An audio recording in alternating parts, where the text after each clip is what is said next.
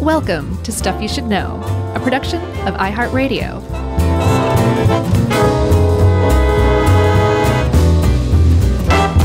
Hey, and welcome to the podcast. I'm Josh, and there's Chuck and Ben's here too. So this is Stuff You Should Know. Yeah, big trigger warning up front, and we may issue even a second one after breaks or something. This is about a human monster. It's a story of a human monster who did awful things to children. So don't listen to it if that is a trigger, and don't let your children listen to this. Yes, for sure. So, Chuck, I'm always on the lookout for somebody whose grave I'd like to spit on, and I've never found anybody before we started researching this. Yeah, boy, there's no getting around it. If I ever make it out to Hickory, Mississippi, I will definitely go out of my way to spit on Georgia Tann's grave because she deserves it.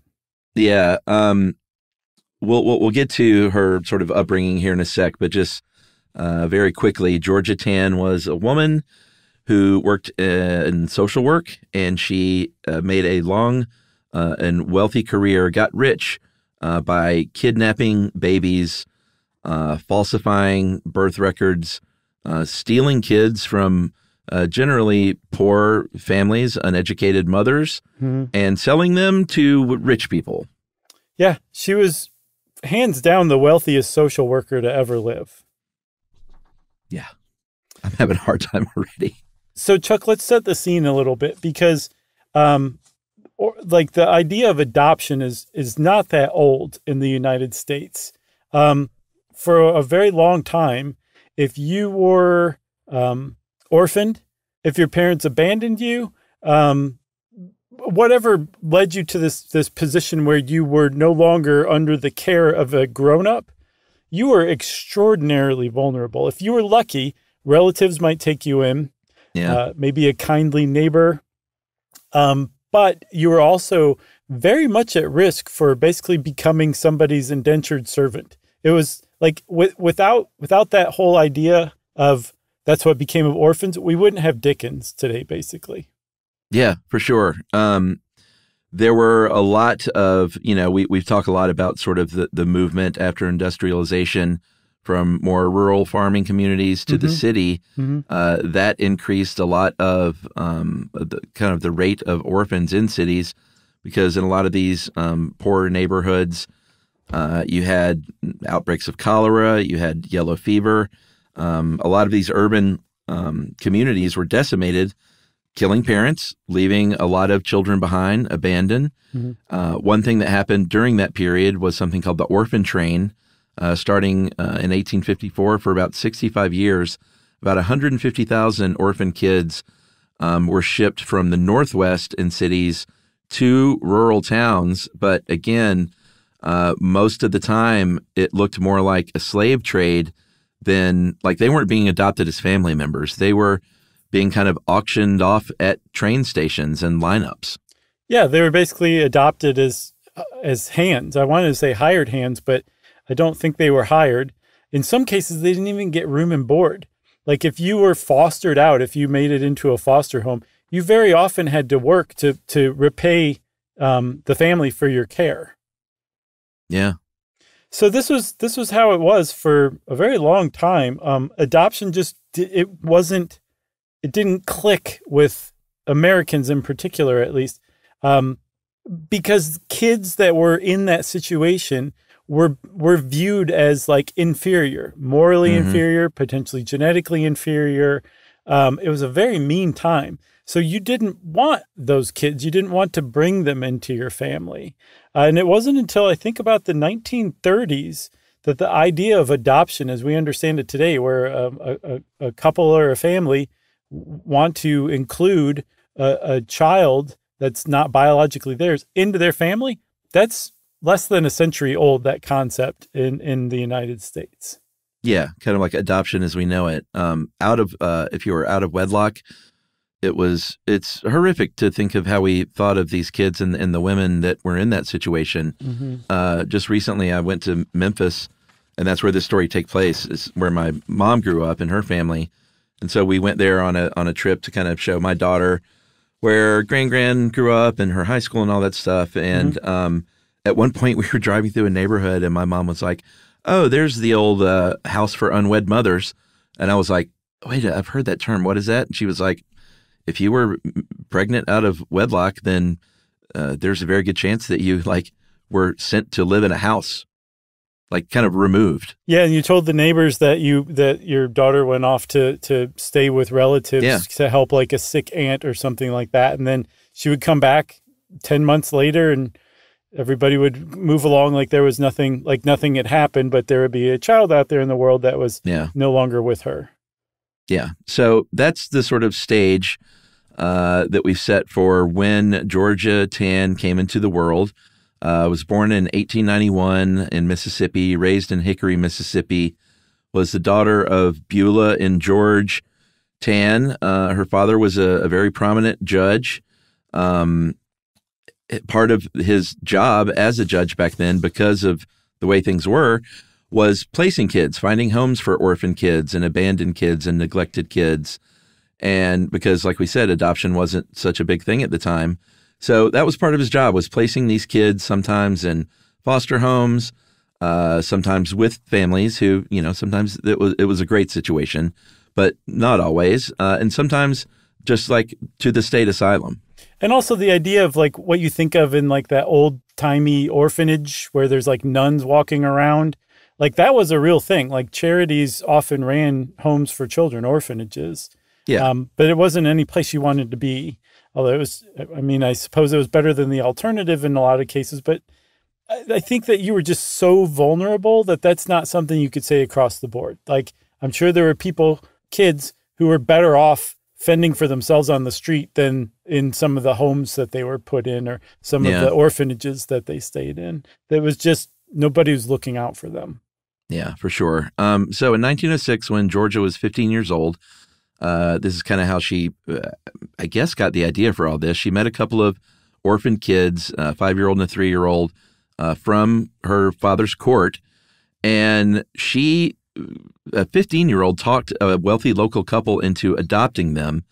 And I guess that's when the light bulb went off, where she equated placing families with people who had money, and instead of in a kind-hearted way giving these kids a home, it was I can make some money off of this. Yeah.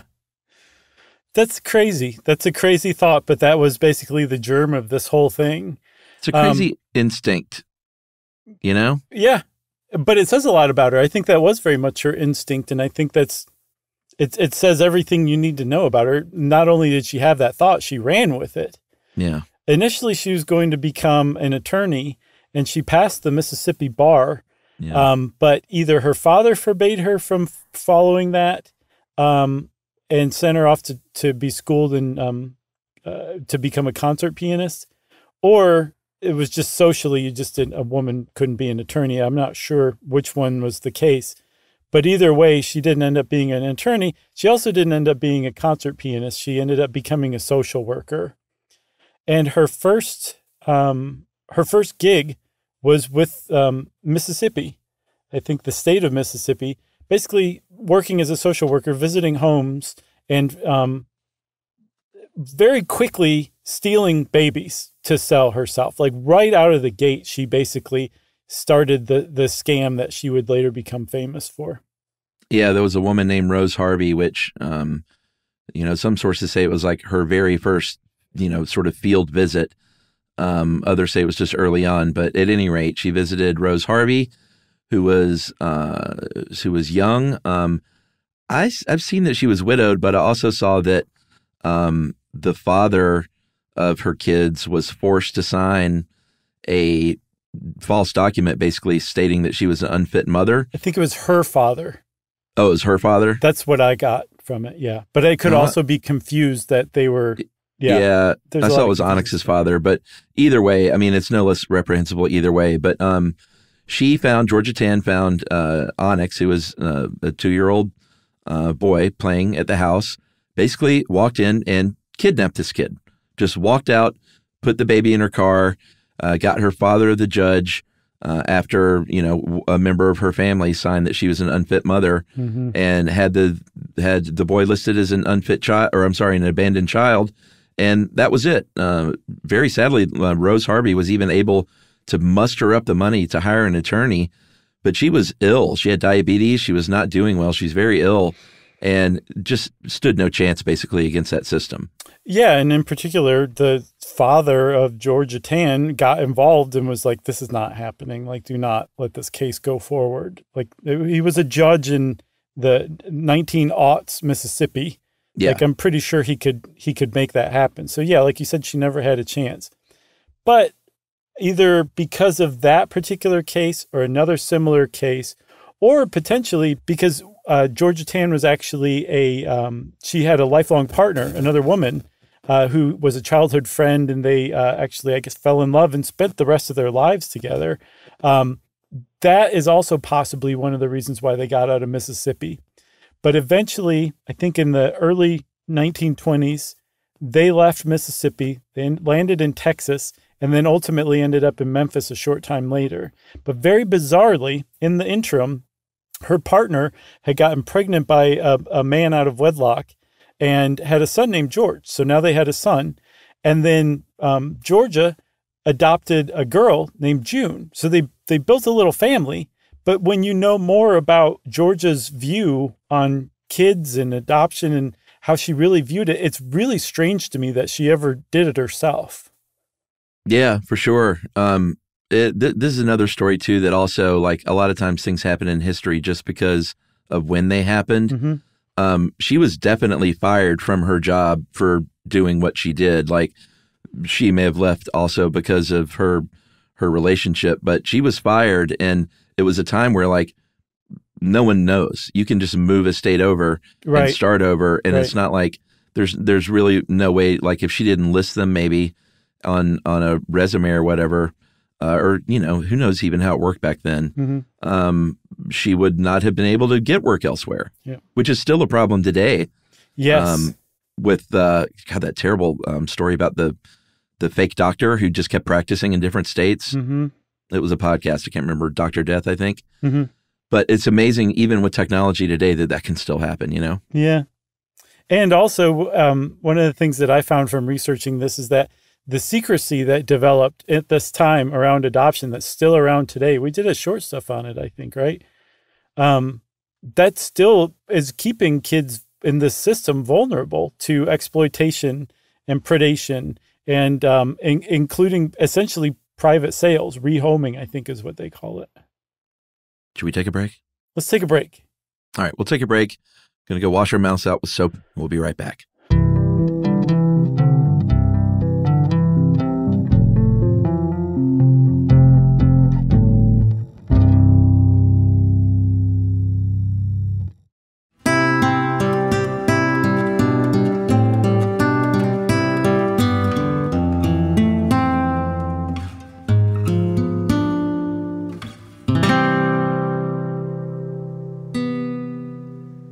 All right, so Georgia Tann makes her way to Tennessee, to the Tennessee Children's Home Society was where her next job was.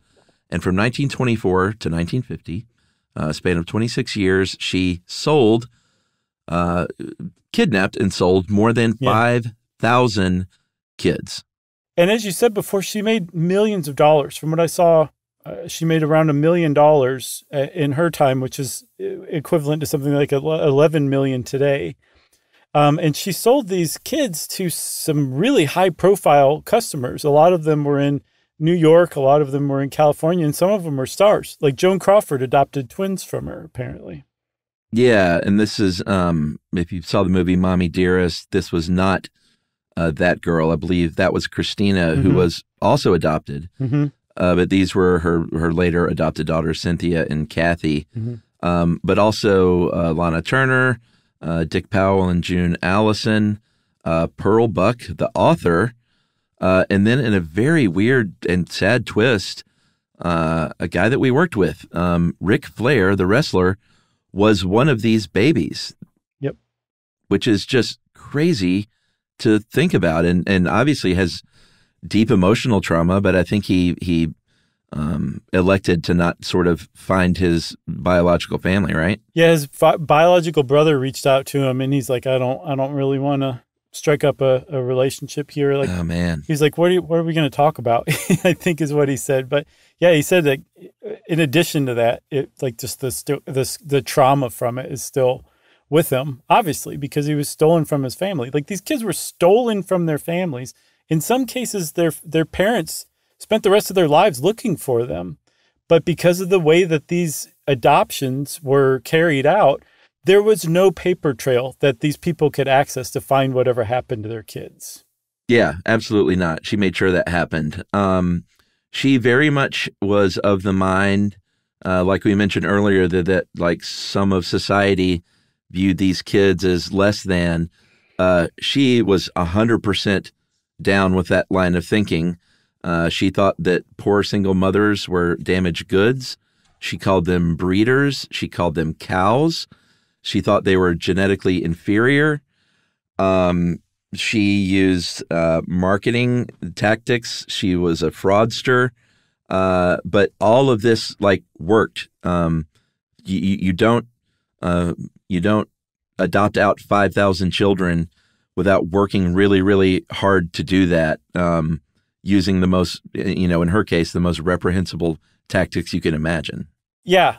Let's talk about her tactics real quick, shall we? Because I can't wait any longer. It's just, I just can't. Okay? Yeah. Well, before we get to the actual tactics of the adoption, we should say this whole time this is going on, she's running a house of horrors in Memphis. She's running an orphanage there, and hundreds of babies are dying under her care. So that's just sort of the background of what's going on while she's adopting these kids out. Right.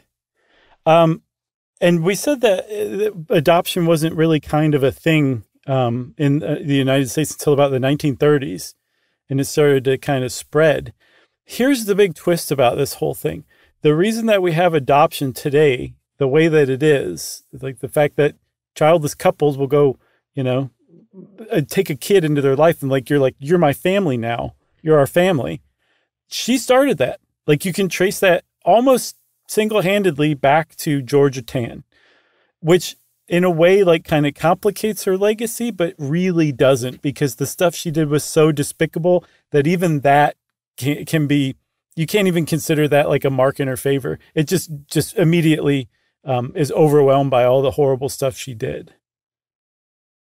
Yeah, doesn't complicate it for me at all. That would have changed anyway, and we did not need a human monster to make it happen. That's like saying, well, we got Volkswagens because of Hitler, so, Right. Hugo Boss. Yeah, that's a great point. But yeah, no, she's kind of like the opposite of where like you really like somebody's work, but you find out that they're a terrible person and you have to reconcile that. This is like hating the person and just, there was one piece of her work that was worthwhile or legitimate, but yeah, it doesn't do anything. Yeah. So her, she would adopt kids out of all ages, but what she really concentrated on was babies, because, even today, adopting a baby is much more in demand. And especially then when adoption was just sort of a new thing, she was sort of selling the idea like, hey, you get a blank slate here. Like these babies, some of them may be from bad homes, but you've got them right out of the gate, and you can mold them into whatever you want.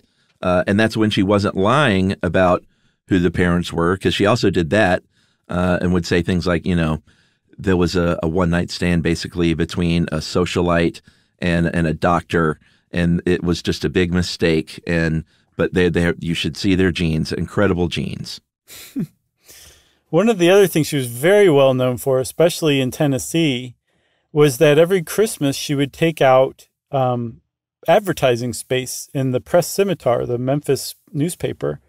And it was like a Christmas adoption drive, a baby drive. But it wasn't like, open your home to this wonderful child. It was like, I saw, do you want a real live Christmas present? That was like one of the ads. Could you use a Christmas baby? And she would they would vow like, this is a drive. We're going to adopt off 25 to 30 kids. And I think to the people who were reading this and who saw this every Christmas, they were taking it like it was an adoption drive. they didn't realize, and this is the thing, no one seems to have really realized, at least no one who had any real power to do anything about it, knew what was going on, that she was making this money. Like, this wasn't allowed to go on in open sight. There was a lot of machinations and groundwork laid to keep this as far out of the public eye as possible, but to let her just do it as flagrantly as possible.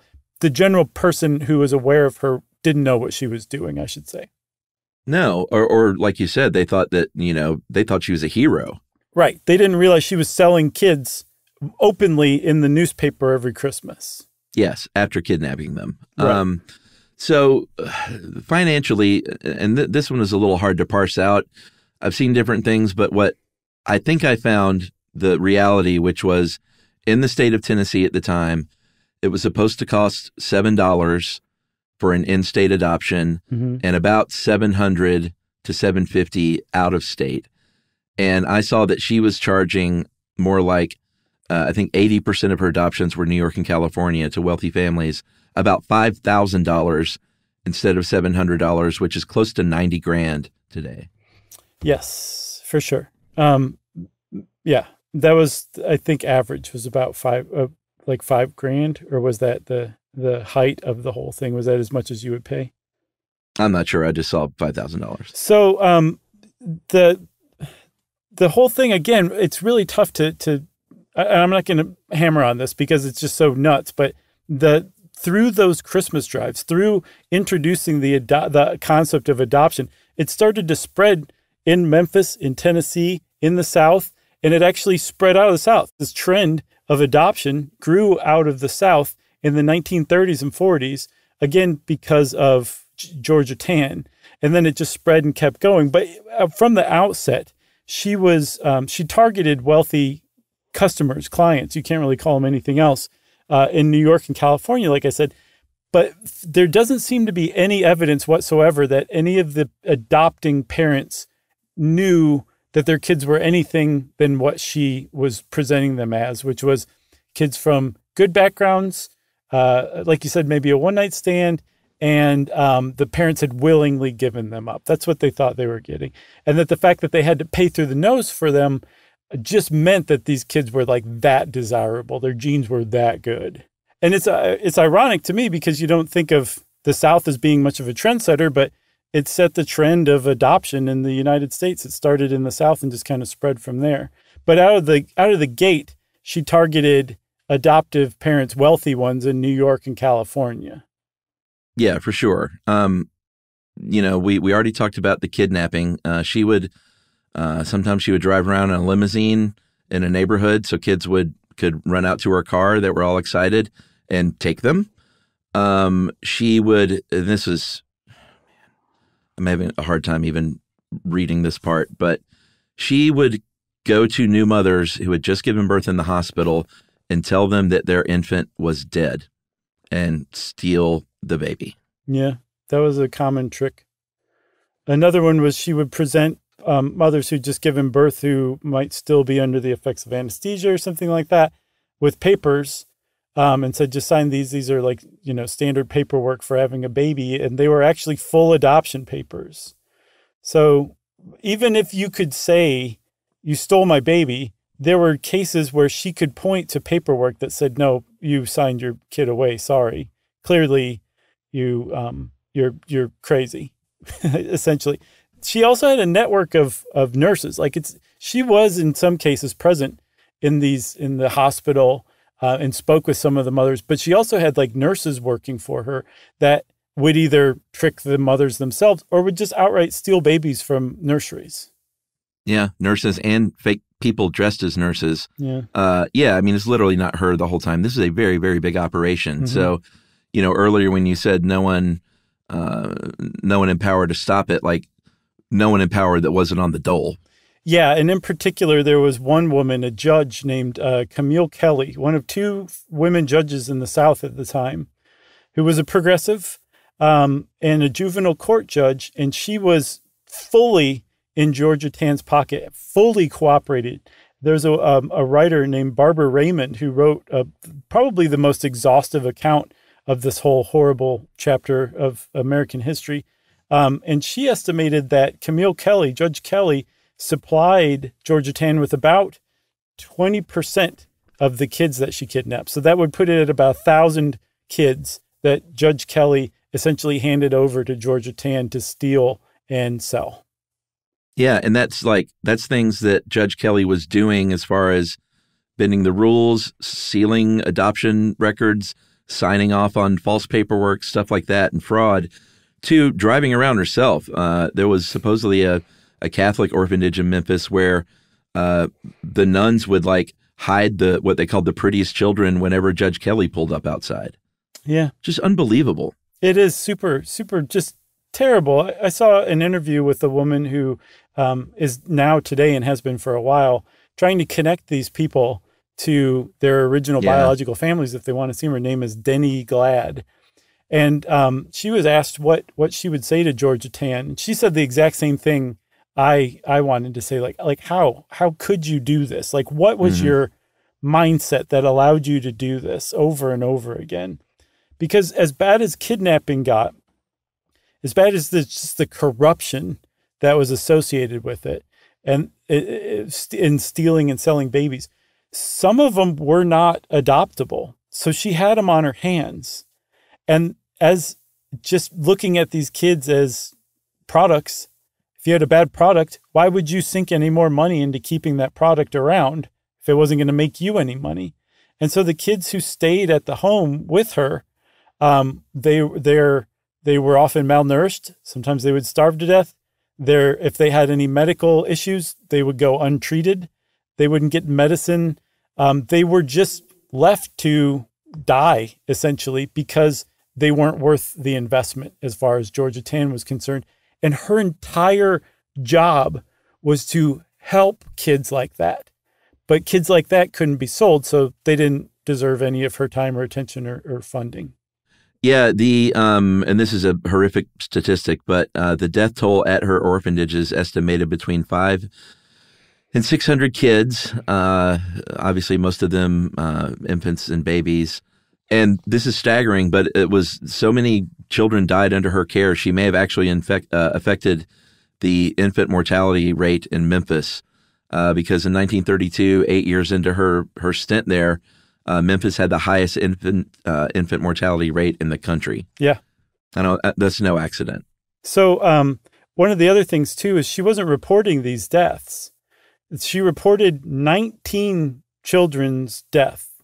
Yeah. The other 500 to 600, or the rest of the 500 to 600 were never reported. No one knows where they are. No one knows where they were buried. They're just gone. And so I think in 2016, Memphis raised a memorial over a mass grave that had been discovered with, I think, 40 kids, or maybe that was the 19, I think. They found a grave with those kids in it, and they erected a memorial to those kids and all the others who were just lost to history and time. And it was just it was a terrible place to be. But being adopted out wasn't necessarily much better. You said that the babies were advertised as blank slates. Not all of the kids that were sold were babies, and she didn't screen the adoptive parents. So there were kids that were extremely vulnerable to the idea to sexual abuse. And apparently they also endured sexual abuse in the home as well.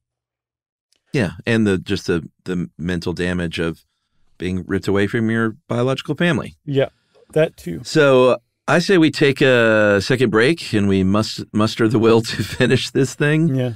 And we'll be back and talk about some of those pretty high-powered people in Tennessee that were on the dole right after this.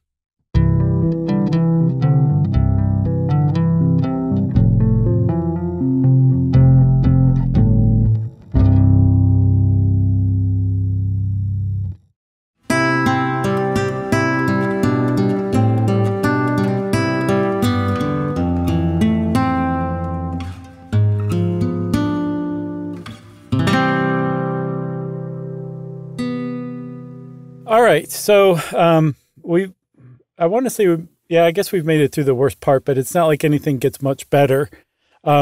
We talked about how she was, Georgia Tann was able to get away with this. She did this from 1924 to 1950, like you said. And you can't do that without the cooperation of essentially the city that you're working in. And lucky for her, the mayor of Memphis at the time was a guy named Ed Crump. And if you want to know anything, all you need to know about Ed Crump, you just need to know his nickname, which was Boss Crump. And he was a progressive mayor who really cared about the city and was extraordinarily corrupt himself. Yeah, so there was Boss Crump, and then there was this other guy, an attorney named Abe Walau, who she hired as her personal attorney, and he also worked as the attorney for the agency, was also a very influential guy and successful lobbyist. And between Walau and Crump, she basically got whatever she wanted. She got records falsified. She got records sealed. If there were laws that didn't jive with what was going on, they had the power to get those laws changed. Crump had a lot of sway, at least, and we'll talk about this in a minute, at least to a certain point, on the governor's office. And they just, they were all getting kickbacks. Everyone was on the dole, so they would do whatever she wanted. Yeah. So the operation, from what I saw, essentially went, she would go to Camille Kelly, the judge that was in her pocket, and say, hey, these are things that would make my life a lot easier as far as laws are concerned. And then Judge Kelly would go to the legislature and or Boss Crump, probably both, and say, hey, here at family court, these are some laws that are really kind of making things unnecessarily difficult and hurting families. Let's get these changed. So they would actually change laws to help Georgia Tann steal and sell babies more efficiently. Yeah, I mean, and this kind of just shows how manipulative she was. There's actual letterhead from Judge Kelly written in her handwriting to the attorney, Abe Walau. So this was the attorney working for Georgia Tann. Instead of Georgia Tann going to him, she would go around him to the judge to get her to write the suggestion to Abe Walau, who would then lobby and pressure on her behalf, which was really on Tann's behalf. So as I guess kind of alien a concept modern adoption was at the time, Tennessee had a pretty good law on its books that dated back to 1852. And there were requirements that were sensible and smart if you wanted to adopt a kid from Tennessee. First of all, you had to be from Tennessee. The adoptive parents had to be from Tennessee. Yeah, I don't know about that one, but fine. Right. But I'm just saying, if you look at what Georgia Tann was doing, that was not in step with that at all. Secondly, if you were a birth mother, a judge needed to certify that you were voluntarily giving your kid up. Yeah. Right? Still the case. Yeah. Orphanages needed to investigate the adoptive parents. Great idea. And you needed to follow up with the kid and make sure that the child was being treated well in their new adoptive home. These were the 1852 laws. And if you look at what Georgia Tann was doing out in the open, just the stuff people knew about, none of it checked any of those boxes. Yeah. And she, because of that, she got a lot of these laws changed to suit her racket, which is just unbelievable that this was going on. Yeah, one of them that got me was you didn't need a judge to certify any longer that the mom was voluntarily surrendering. A notary public could do it. And so Georgia Tann would have one of her employees certify, basically falsify these records.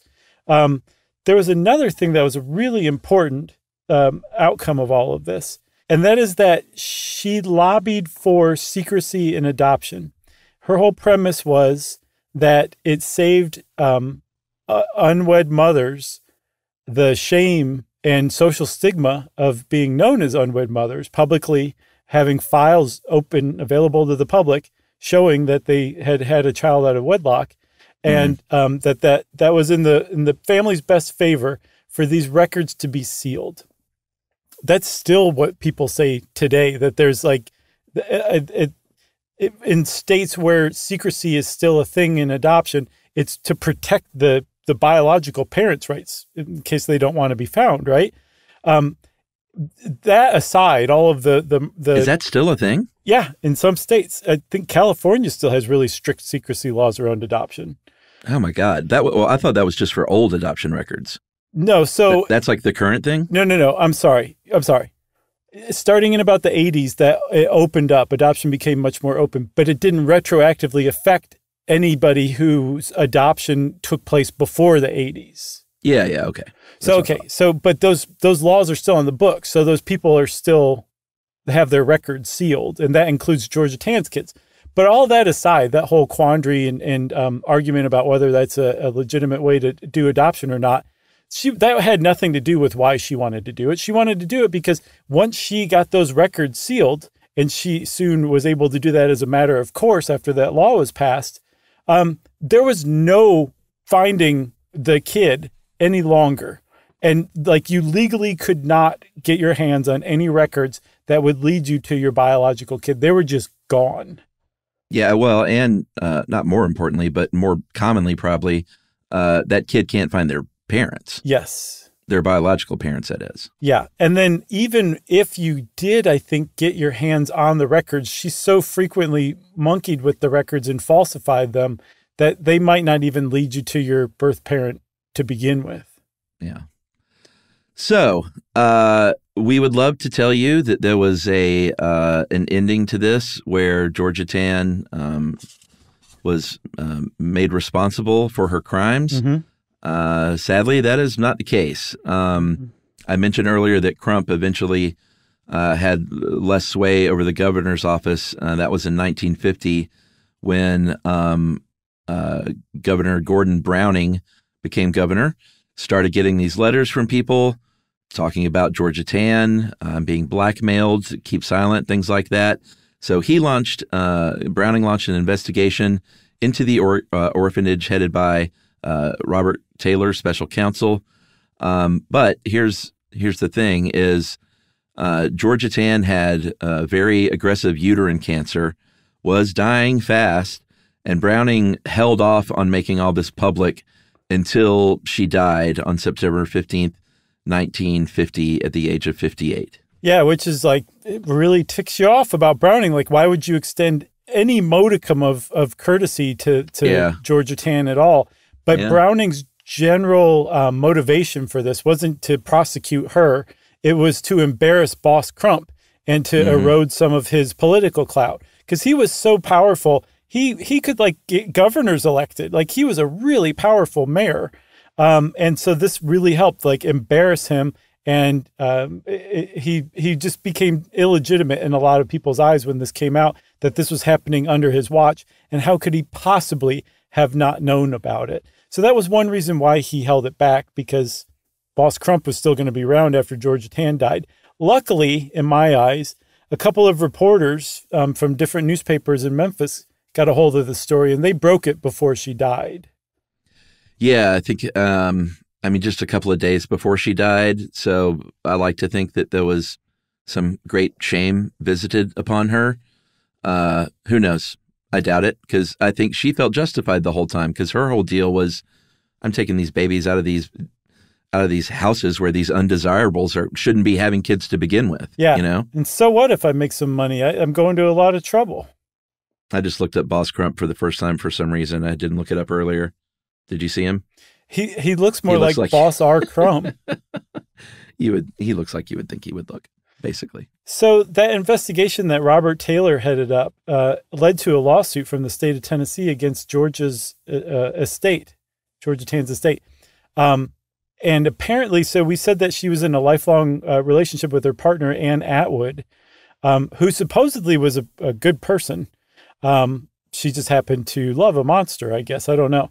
I don't know how to square that one. I can't remember who went to, I think her niece or something, her surviving niece went to bat for her. It's like, no, she was actually a really good person. At any rate, Ann Atwood, this is a rather ironic twist if you ask me. Georgia Tann adopted Ann Atwood, which was a fairly common technique among gay couples back in the day to ensure that your partner would receive your estate.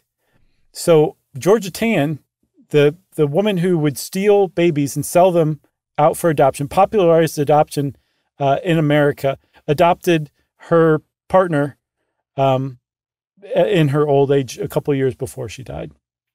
Yeah, and there was a lawsuit that you mentioned. It wasn't about the abuse or the kidnapping, though. It was about basically the excess funds. Like the victims in that case were parents who overpaid in their mind for kids. Because like I said, I think the adoption fee was like $700. She was charging up to $5,000. So that was what the civil case was about. They sued the estate for $500,000. Only got a little more than $50,000 in the end. So there was never any justice for these families, basically. No, and some people have actually found one another. There was a very famous episode of Unsolved Mysteries, or a famous case that came out of Unsolved Mysteries in 1990, where a woman named Alma Sipple was watching Unsolved Mysteries, as you did in 1990, I can attest. And on TV, they flashed a picture of Georgia Tann. They're talking about this case. And Alma Sipple said later that she just came out of her chair and recognized her immediately as the woman who had swindled her out of her baby.